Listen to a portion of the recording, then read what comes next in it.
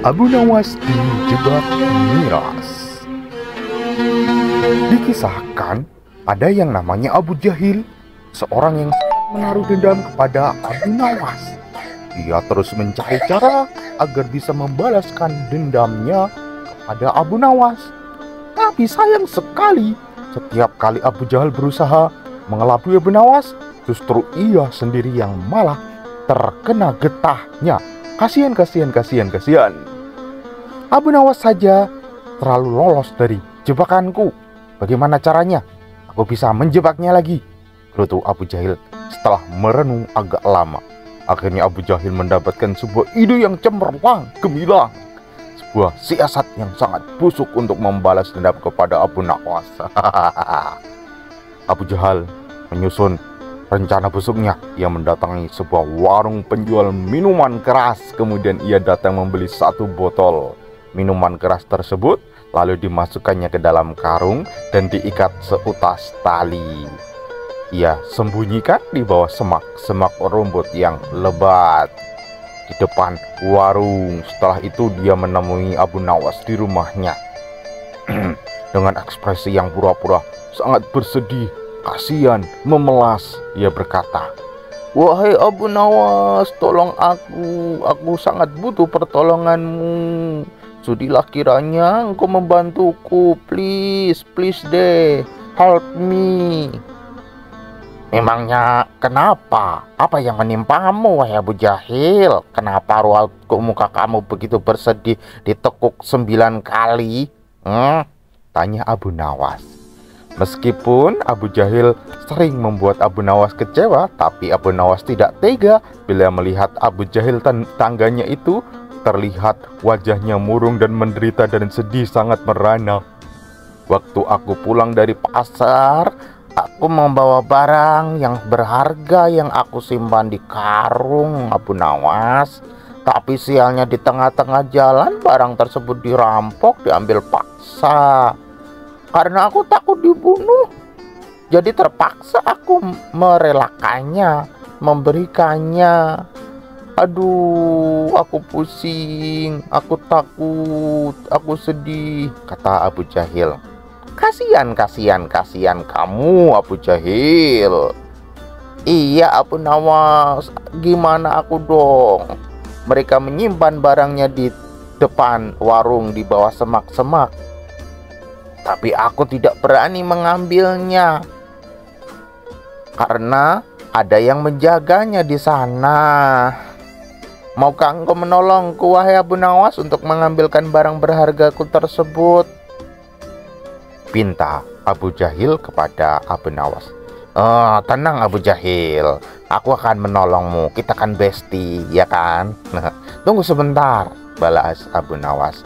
Abu Nawas pun segera bergegas tanpa merasa curiga sedikit pun kepada Abu Jahil. Ia mengambil seutas tali di kantong yang diikat tali di depan pasar.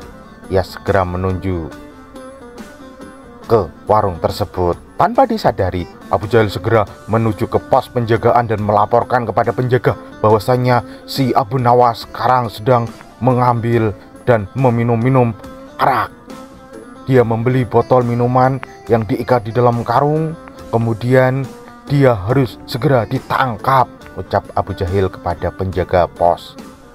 Mendengar laporan tersebut, beberapa prajurit mendampingi Abu Jahil segera bergegas menuju warung penjual minuman keras tersebut untuk menangkap Abu Nawas secara basah. "Kamu telah tertangkap tangan, Abu Nawas." Dan di sisi lain, Abu Nawas sedang mengangkat karung untuk diberikan kepada Abu Jahil. Dalam hati Abu Nawas, "Wah, Abu Jahil datang dengan polisi. Untung saja saya sudah mengambil ikatan karung ini." Ternyata Abu Jahil dan beberapa prajurit istana itu meminta bantuan kepada prajurit karena dia khawatir terhadap diriku, batin Abu Nawas dalam hati. Belum sempat Abu Nawas berkata apapun, tiba-tiba Abu Jahil segera berteriak dengan lancang, "Itu dia Abu Nawas! Kalung yang dibawa oleh Abu Nawas itu isinya minuman keras." Sontak Abu Nawas terkejut. Dia tidak tahu bahwa dia dijebak oleh Abu Jahil. "Apa-apaan kamu Abu Jahil?" tegas Abu Nawas.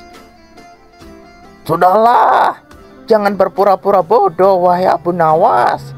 Kali ini kamu tidak bisa mengelak lagi," balas Abu Jahil. Saat prajurit menggeledah karung yang dibawa Abu Nawas, ternyata di dalamnya benar-benar mendapati sebotol minuman keras. Abu Nawas akhirnya pun tertangkap basah dan segera diborgol dibawa menghadap Baginda Raja untuk diberikan hukuman. Kurang ajar kamu Abu Jahil, kamu telah menjebakku, gumam Abu Nawas dalam hati. Abu Jahil justru tertawa puas terbahak-bahak. Akhirnya kali ini dendamku akan terbalaskan. Abu Nawas pasti akan mendapatkan hukuman yang sangat berat, pikir Abu Jahil. Dan ketika mereka menghadap Baginda Raja, Abu Jahil pun segera melontarkan kata-katanya yang membujuk Paduka dan hendak melaporkan ke Abu Nawas kepada Paduka bahwasanya Abu Nawas telah meminum minuman keras. Untunglah para prajurit istana langsung menangkapnya, ucap Abu Jahil. Abu Jahil menuntut supaya Abu Nawas dipenjara dengan dakwaan telah meminum minuman keras. Sebenarnya Baginda Raja sudah tahu kalau Abu Nawas tidak mungkin melakukannya, sebab tidak mungkin Abu Nawas berani melakukan itu, membawa pulang minuman keras di dalam karung. Bisa-bisa ia dihajar oleh istrinya habis-habisan. Dan anehnya lagi tidak tercium aroma dari mulut Abu Nawas. Bekas minuman keras. Tapi Baginda ingin sengaja menguji kecerdasan Abu Nawas. Dengan begitu Abu Nawas, benar begitu Abu Nawas? Mendengar pernyataan Baginda, Abu Nawas hanya terdiam saja. Aku harus cari cara supaya bisa lolos dari jebakan ini. Abu Jahil sangat jahat kepadaku, pikir Abu Nawas dalam hati. Abu Nawas, kamu ditanya kok malah diem-diem baik. Benar apa enggak? Bentak Baginda Raja. Ampun Paduka, tuduhan Abu Jahil tidaklah benar.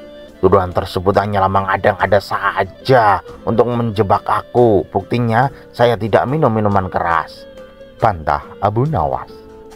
Lah, itu buktinya? Apa kamu buta? Ucap Abu Jahil mencoba bertahan dengan bantahannya. Abu Nawas, kamu tidak bisa mengelak lagi Abu Nawas. Buktinya sudah ada. Oleh karena itu kamu harus dihukum dengan setimpal. Baginda Raja menimpali ucapan Abu Jahil. Tunggu dulu, sebentar. Gini, saya kan hanya membawa botol. Itu tidak bisa membuktikan kalau saya telah memabuk-mabukkan, protes Abu Nawas menyangkal. Tentu saja bisa. Abu Nawas itu bisa dijadikan sebagai bukti, tutur Baginda Raja mengomentari. Baiklah Paduka, kalau saya juga mengajukan dakwaan kepada Abu Jahil kalau begitu, karena Abu Jahil telah berbuat zina, balas Abu Nawas. Mendengar tuduhan Abu Nawas, si Abu Jahil sangat murka dan tidak terima. Apa-apaan ini? Kamu jangan sembarangan Abu Nawas. Kamu jangan suka menfitnah orang tanpa ada bukti kalau aku berbuat zina, teriak Abu Jahil dengan sangat gusar.